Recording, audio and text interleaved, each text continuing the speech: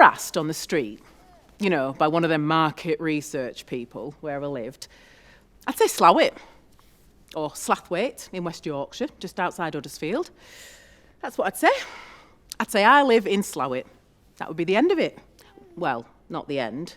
How them people like to go on, as if you've nothing better to do than answer questions on yoghurt or whatever. So yeah, out loud, I'd say I live in Slaithwaite. But it's not true. I wake up in Slaithwaite, wash my face in Slaithwaite, brush my teeth in Slaithwaite, put my clothes on in Slaithwaite, get in the car and go shopping in Slaithwaite, down the co-op. I work, eat, sleep, breathe in Slaithwaite. I don't live in Slaithwaite. Not really. Not for a while now. In a way, I don't know when it happened. I know you could pinpoint it to January 21st, 2019, but that's not it. I was okay then. Well, not okay. Not okay at all. Awful. Really awful, but I was still, I don't know, present? That makes any sense? People are funny. Not. Ha ha. They don't know how to react when it happens. Oh, they're nice enough, but after a well-meant card and popping over rather too often to see if you're doing okay today, well, after the initial bustle, they all just bugger off back to their own families, run as fast as they can and thank fuck it ain't happened to them. Sorry. Sorry about the language. I just get so angry. And not at them. Well, yes, at them, but not on purpose.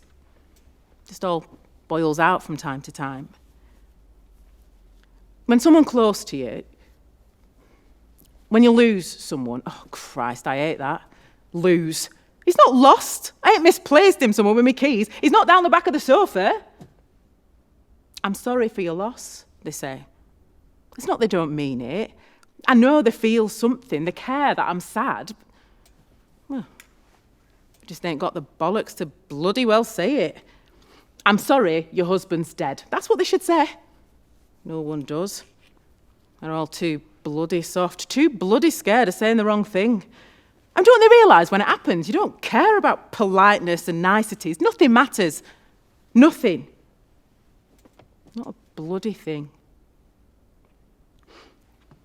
I spoke to one of them market researchers, in Holmfirth it was, last month. She was doing something on L'Oreal's new colour stuff for your hair, trying to sell it me, no doubt. Now, madam, always suspicious, madam, you've got a little silver in your hair, she said. Silver? Oh, for crying out loud, it's grey, love, just plain old grey, I said. Anyway, she went on about what would I look for in a quality hair colourant if I did decide to cover me silvers. And once she'd waffled on with the science bit, she asked, where do I live? And I decided not to lie. I said, I don't. Don't what? Live. I don't live anywhere. I'm not alive. Not really. I'm just a shell. Numb and hollow. You are? I said, I don't live. I'm not silver, I'm grey, inside and out. I feel transparent, murky, grey, as if I'm floating above the world. I can see it, but I can't touch it. As if I'm only partly here. I can look, but I can't take part. I'm not dead, but I'm not truly alive. No, I'm not dead. But most days, I wish I was. She scarpered so fast, I think her trainers left tyre marks on the pavement. Well, I am sick of lying. I'm sick of getting up every day and opening my curtains to make sure people don't think I'm lying in bed getting depressed. I still get up and go to work. I still put on my makeup, I do my hair, I still do my societies. Slaithwaite Horticultural, Moonraking Festival, the whole shebang. No one knows. I'm getting on, getting over it. I'm getting on with life and I'm getting over death. That's what I show the world. That's what I tell people. Because being truthful don't help. Oh, I don't mind scaring the odd stranger on Holmfirth High Street, but I don't want my own friends to run screaming from a coffee morning with lemon drizzle flying everywhere. And I don't want to cry. I'm fed up with crying. Oh, Christ, it's so boring.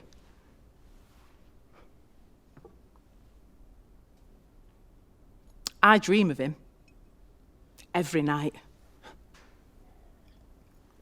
And my dreams are lovely. When we first met, our Jackson's birth, oh, we were far too young, but somehow we managed. But also just silly days.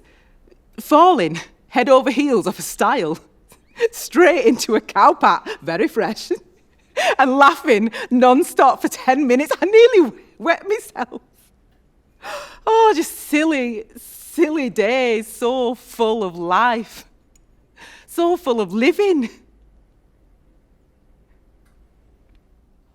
And then I wake up in the morning and he's not there next to me.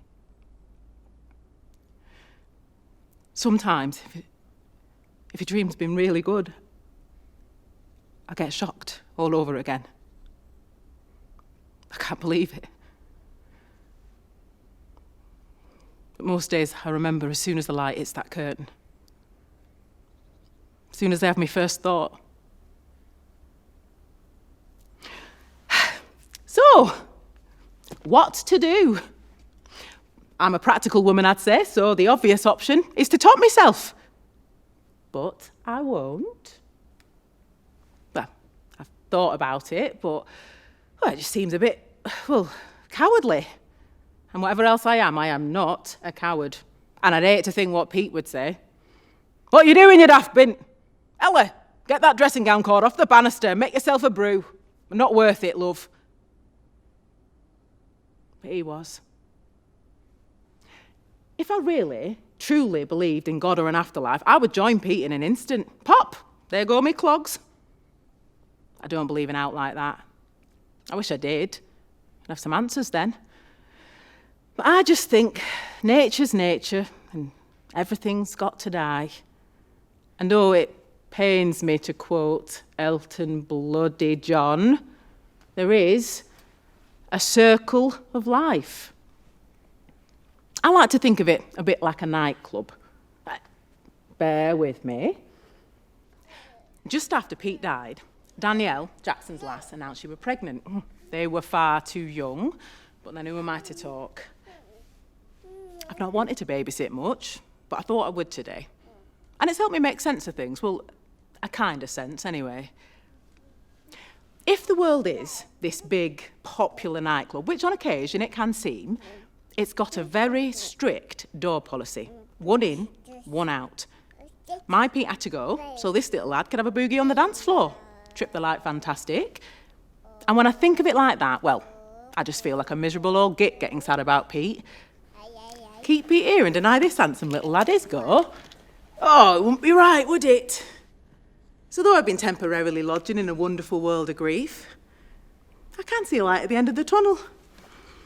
Maybe one day I'll fill in one of these bloody questionnaires, and when they ask me, where are you from? I'll say I live in Slaithwaite. And at some point, I might actually really mean it.